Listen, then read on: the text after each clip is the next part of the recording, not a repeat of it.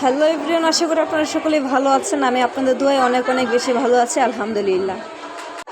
এখন আমি চলে যাব একটা ফার্মেসিতে আমার বান্ধবীকে নিয়ে। আমার সঙ্গে আছে আমার বান্ধবী ললিতা। অফিস ছুটি হয়েছে, ডিং ডিং করতে করতে পাহাড়ি রাস্তায় দুজনে বের হয়ে গেলাম। এখন আমরা একটা ফার্মেসিতে যাব আমার বান্ধবীকে নিয়ে।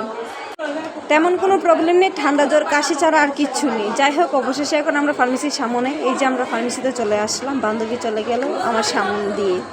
সে ডাক্তারের সঙ্গে কথা বলতেছে। যেহেতু সে ডাক্তারের সঙ্গে কথা বলতেছে, আমি আর কী করবো, আমি টিং টিং করে ক্যামেরার সামনে দিয়ে আমি ভিডিও করতে শুরু করে দিলাম। হাই হ্যালো টিং টিং টিং। এটা আমার ভিডিও করা, এটা আমার আসলে একটা নেশা হয়ে গিয়েছে। এই যে আমার বান্ধবী চলে এসে আমার কাছে, ও মা গো, ওই যে আমার ক্যামেরায় চলে এসেছে। এই যে ওখানে ওরা আমি বললাম জয় রুগা। ও মা, এই কথা বলার পরে সে হাসতে হাসতে শেষ। আমি বললাম, এই তুই তো রোগাই, তুই আসছিস ডাক্তারের কাছে, আমি আসছি ভিডিও করার জন্য।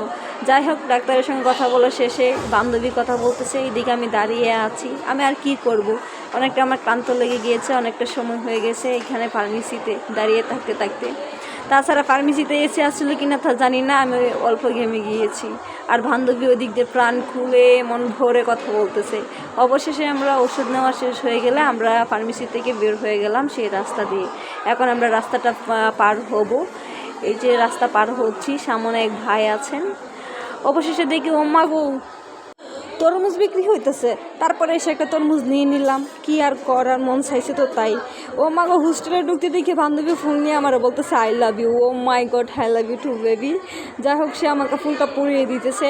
তো এখন আমি বাসায় চলে আসলাম। বাসায় চলে এসে কাটলাম, কেটে আমি মনে করেন তো আসলে পেটে ক্ষুধা তো খাইতে বসে গেলাম। এই যে সবার জন্য আমি আলাদা প্লেটে রেখে আমি নিজেরটা নিজে খেয়ে নিলাম। যাই হোক, আজকের এই ভিডিওটি এ পর্যন্ত। সকলেই ভালো থাকবেন। আসসালামু আলাইকুম।